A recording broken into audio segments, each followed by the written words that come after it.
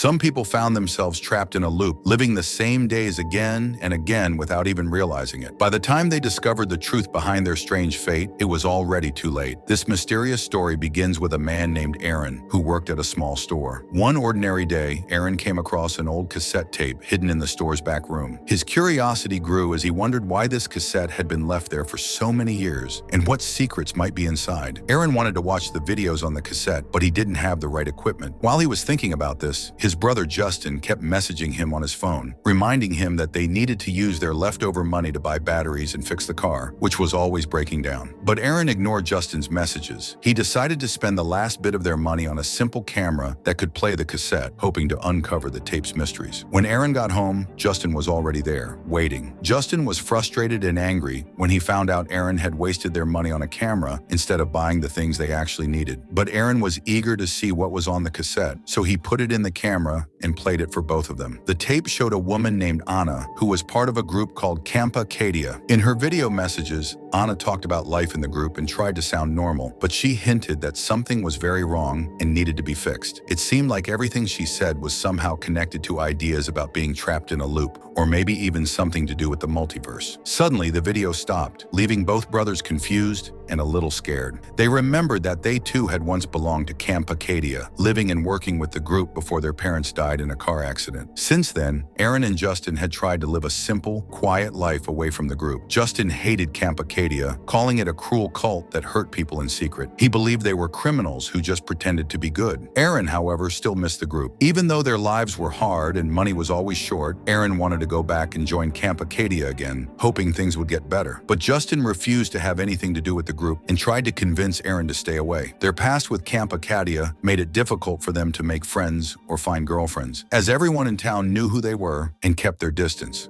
Both brothers felt lonely and trapped, unable to escape their reputation or change their lives. Every morning, Aaron and Justin got up early to find whatever small jobs they could just to survive. One day, since they didn't have money to go to a barber, Aaron decided to cut Justin's hair himself. While he was doing it, they started arguing again about the cult group. Justin kept saying that the group was terrible and they should never go back. But Aaron strongly disagreed and said the group wasn't as bad as Justin thought. Aaron got so angry during the argument that he messed up Justin's haircut on purpose and then stormed out of the room. Justin felt hurt and upset, but he didn't have anyone else in the world except his brother. So even though he was angry, he stayed quiet. Later, both of them went to a psychiatrist to talk about how hard life had become. They said that when they were part of the cult group, they didn't have to worry so much. Life felt easier back then, but now everything felt heavy and stressful. After many sessions and a lot of thinking, Justin finally agreed to Aaron's idea. They would return to the cult group. The cult lived far away, in a deserted area. So first, Aaron and Justin saved up enough money to fix their car. Once it was ready, they packed up and started their journey. As they drove, they realized they were on the same highway where their parents had died in a car accident years ago. They stopped the car near the crash site and walked over to the exact spot. Quietly, they stood there, almost like they were praying for their parents' peace. Then something strange happened. They saw some small toys on the ground, the exact same toys they had made when they were children. Somehow, the toys were still there, untouched by time or weather. They couldn't understand how that was possible. Justin looked around and noticed something even stranger. The highway seemed off. On both sides, there were strange wooden logs lined up, and when he turned his head the other way, it looked like the entire road was being reflected, like in a mirror. He felt confused and quickly tried to show Aaron, but by the time he spoke, everything looked normal again. Justin couldn't explain it, and he felt lost in his thoughts. Trying not to think about it too much, the two of them got back in the car and drove straight to the cult group. As they reached the camp, they saw a man named Dave standing near the entrance, smiling in a very weird way. It wasn't a normal smile. It was like he knew something they didn't. Aaron and Justin felt uneasy, but chose to ignore him. They went inside the main house, where all the members of the group were sitting and drinking a strange kind of beer. This beer was made on their farm and was sold to earn money for the group. It was the only source of income for everyone living there. When Aaron and Justin walked in, the group welcomed them warmly and introduced themselves one by one. It felt like they were being accepted again. But even then, Dave was sitting at the back, still smiling in that odd way. It made the whole place feel a little unsettling. Aaron and Justin noticed it but decided to ignore him, for now. After meeting several members of the cult group, Aaron and Justin were shown to a small room where they would be staying. It looked simple and quiet, but something felt off. This room wasn't just a place to sleep, it was the beginning of something strange and dangerous. As they entered, they noticed a note on the bed. It said just 2 words, "Be quiet." Both of them stared at it in confusion. Who left it there? And why? They had no answers. Later that night, Aaron told Justin something personal. He said he still had feelings for Anna, the girl from the old video. He had liked her for a long time, even before they left the group years ago. Justin tried to be realistic. He told Aaron that it had been many years, and Anna probably had someone else in her life by now. But Aaron didn't believe that. He felt a strange hope and wanted to try his luck anyway. The next morning, Justin went out for a walk around the camp. At first, everything seemed peaceful. People were laughing, talking, and enjoying their routines. Some were meditating, others were working on the farm, and a few were practicing shooting with rifles. That part confused Justin. Why did a peaceful group need shooting practice?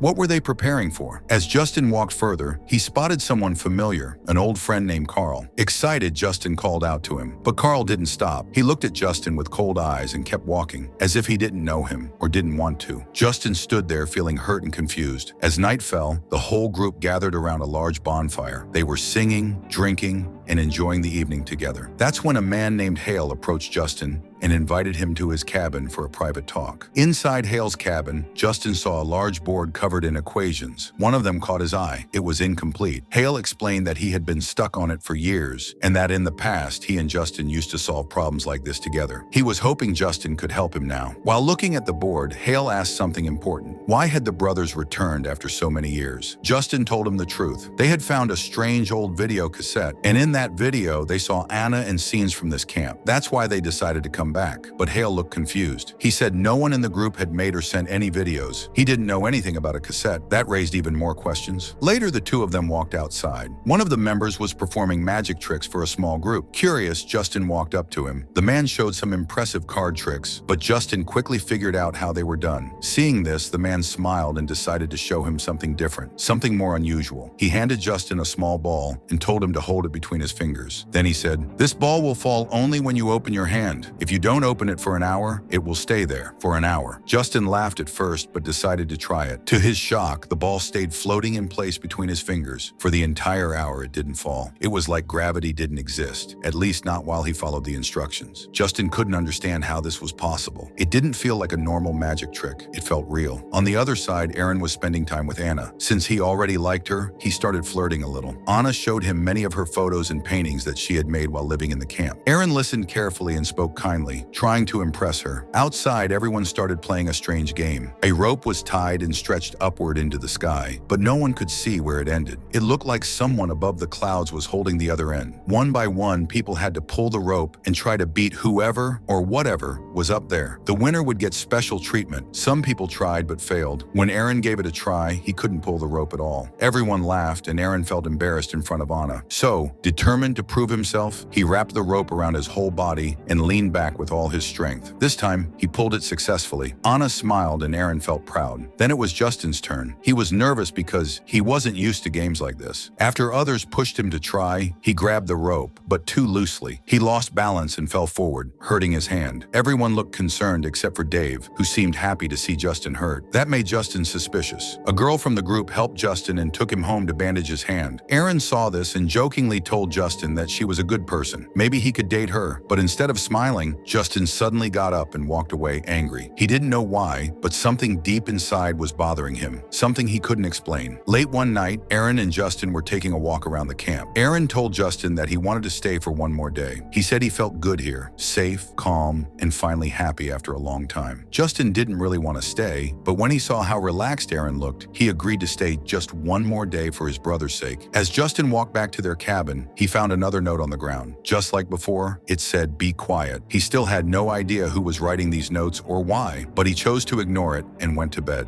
While they were lying in bed, Justin asked Aaron if he really loved Anna. Aaron quietly replied that Anna might have loved him once, years ago, but that love was probably gone now. Still, he felt like he could bring it back if he tried. The next morning, as the two brothers were walking around, they met a man named Tim. Tim was standing outside an old, locked house. When they asked what was inside, Tim simply said it was full of useless things and that he just protected it. Curious, Aaron and Justin kept exploring the camp. They joined in on some activities like shooting practice and exercises, things they hadn't done in years. Surprisingly, they both felt good doing them again. While Justin was walking alone, he saw Carl once more. He tried to talk to him, but Carl suddenly ran off again. This time, Justin chased after him, determined to get some answers. But Carl disappeared into thin air. The only thing left behind was a pair of shoes lying on the ground. It was strange and confusing. No one had explained why Carl was acting this way or where he kept disappearing to. Justin kept walking and soon heard a loud, strange noise. Trees nearby started falling as if something powerful had passed through. On the ground, he found a few small photographs. As he bent down to pick them up, a sharp, strange sound filled the air. It hurt his head badly, like something was screaming inside his mind. He looked around and felt like some animal or unknown creature was nearby. Scared, he stepped back slowly to stay safe. But now he didn't know how to explain any of this to Aaron or anyone else in the camp. It all felt too strange and far too real. We see a tent surrounded by strange wooden sticks,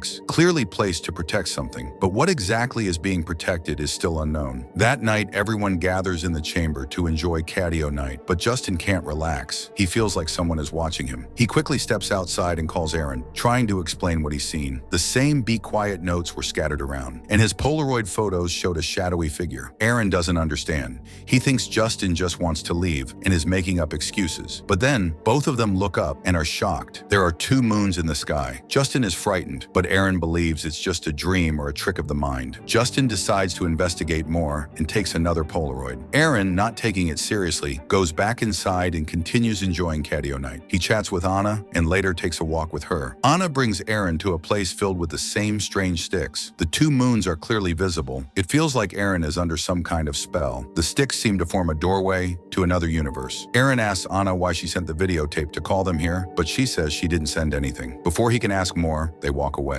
Meanwhile, Justin visits the woman who had helped him before. She loves painting, but what she's drawing now shocks him. A wild man with 2 guns, shooting everywhere. In her earlier painting, he had already seen 2 large eyes in the sky. Justin begins to think she might somehow be connected to the 2 moons. As morning arrived, Justin once again saw the group standing guard outside the same locked house. He was desperate to know what they were hiding. Feeling frustrated, Justin and Aaron decided to go fishing in a boat to calm down. But Justin couldn't stop thinking about the strange black shadows he had seen coming from that area. Suddenly, without warning, Justin took off his clothes and jumped into the water, determined to find answers. Aaron panicked and shouted for him to come back quickly. After a few tense moments, Justin returned to the surface holding a small box. They didn't know what was inside, but something about it felt important. Before they could check, a strange dark shadow began to grow underneath their boat. It felt alive, like it was trying to reach for them. Terrified, they quickly returned to shore. Once safe, Justin opened the box. Inside were some unusual stones and an old cassette tape. They had no idea what was on the tape, but they knew they had to watch it. Back at the camp, Justin noticed another painting made by the same woman who had helped him. This one showed the exact same black creature they had just seen in the water. She had painted it before anyone said anything about it. She seemed to know about it somehow, but most people in the camp still treated it like a joke. Aaron and Justin played the tape. It showed videos from their younger days when they were part of the group. In the video, they were arguing. Justin believed the cult was connected to some unknown dark force, while Aaron disagreed. Aaron believed the group brought joy and comfort. Seeing this made Aaron angry. He stormed outside, upset. Justin followed him to check on him. Aaron told Justin how hard he had worked to build this place, growing things and turning them into a business, especially the special beer they sold to other towns. But after the group's name was ruined, no one wanted to buy from them anymore. It hurt their income badly. Aaron knew Justin wouldn't understand his side, so he walked away quietly. As Justin drove away, his car suddenly stopped working. He had no choice but to walk through the forest on foot. While walking, a thick fog appeared, and suddenly a snake came out of nowhere. Justin panicked and ran backward to save himself. While running, he came across the same strange house surrounded by wooden sticks. Just then, he saw Carl going inside. Justin quickly followed him to see what was happening, but when he opened the door, he was shocked. Carl's dead body was lying inside. Before he could understand anything, Carl appeared again, this time coming from behind him. Justin was confused and kept asking how 2 Carls could be there. Carl calmly took him outside and explained everything. He said the entire place was trapped in a time loop. He had actually died a long time ago. But anyone caught in this illusion keeps seeing things repeat over and over again. To prove it, Carl threw a cigarette past the sticks. It vanished instantly. Then Carl himself walked out one door and reappeared from the back. Justin was now sure Carl was telling the truth. truth.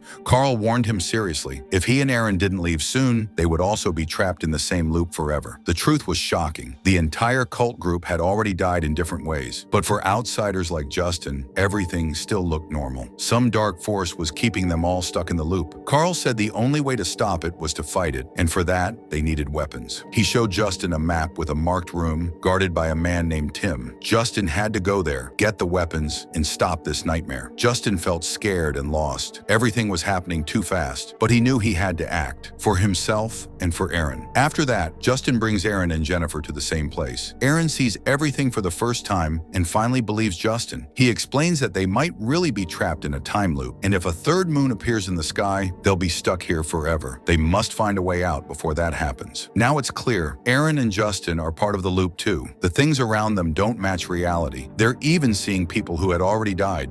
But because of the loop, life keeps repeating. They see a man burn himself due to lack of resources. In another tent, Aaron finds someone who was attacked and killed, but that scene keeps playing over and over again. They realize this could happen to them too. They'll die and keep living the same life again and again. Scared but determined, Aaron and Justin finally manage to get the weapons. Their first step is to destroy the strange wooden area. After that, they run and make it to their car. But as they drive away, they see it, the third moon rising in the sky. That confirms it. No matter where they go, the loop will pull them back. Just like the rest of the cult group, their lives are now stuck in a never-ending cycle. And with that, this dark and strange story comes to an end. So viewers, tell me in the comments how you liked the story. And if you enjoyed even 1%, don't forget to like the video and subscribe to the channel. See you in the next one. Bye for now.